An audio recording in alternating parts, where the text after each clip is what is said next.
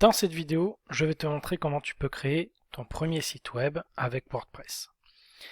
On va utiliser pour créer ce premier site web un hébergeur que j'utilise pas habituellement, si ce n'est pour faire des tests, mais cet hébergeur a la particularité de permettre un hébergement gratuit d'un site pendant 30 jours. 30 jours, c'est largement suffisant pour prendre en main l'outil qui est WordPress et s'essayer à la création de sites web avant de passer sur un hébergeur définitif. Alors l'hébergeur qu'on va utiliser, il s'appelle ThemeCloud. ThemeCloud.io, c'est le site internet de l'hébergeur qu'on va utiliser. Donc je clique sur le lien et je me retrouve sur la page d'accueil de l'hébergeur. Sur la page d'accueil de l'hébergeur, je vais aller cliquer en haut ici sur Connexion. Et si vous n'avez pas de compte, on peut cliquer ici sur Inscription pour créer un compte. Moi j'ai déjà un compte, donc je vais aller dans la partie Connexion et je vais rentrer mes identifiants. Puis je clique sur Connexion.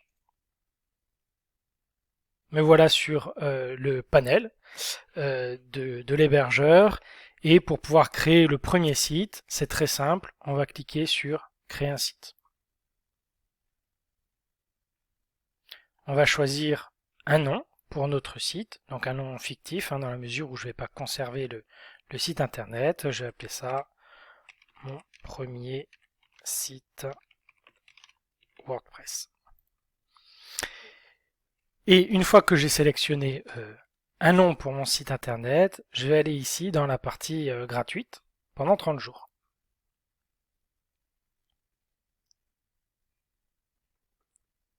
Là, l'hébergeur va installer le site et une fois qu'il sera installé, on pourra y accéder. Voilà, quelques minutes se sont écoulées et l'hébergeur a fini d'installer le site. Pour pouvoir y accéder, je vais cliquer ici sur visiter mon site.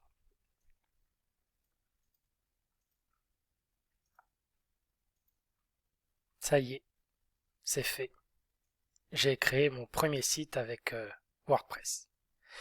Alors pour le moment, bon bah évidemment, il ressemble pas à grand chose. On a un petit message d'accueil, c'est en vrai le premier article de votre site, et il s'appelle Hello World, bonjour le monde. Et voici un nouveau site avec WordPress.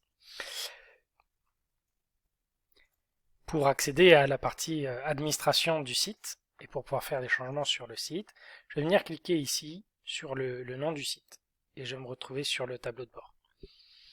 Alors l'hébergeur a la particularité de laisser la partie d'administration en anglais, et je vais te montrer comment est-ce qu'on fait pour pouvoir la passer en français. On va aller dans la partie Settings, General. Et ici, on va avoir la langue du site et on va sélectionner français. Une fois sélectionné, j'aime moi particulièrement changer la date et l'heure, mais en vrai c'est pas obligatoire si on est sur un site juste pour faire quelques essais. Et on va cliquer sur sauvegarder les changements.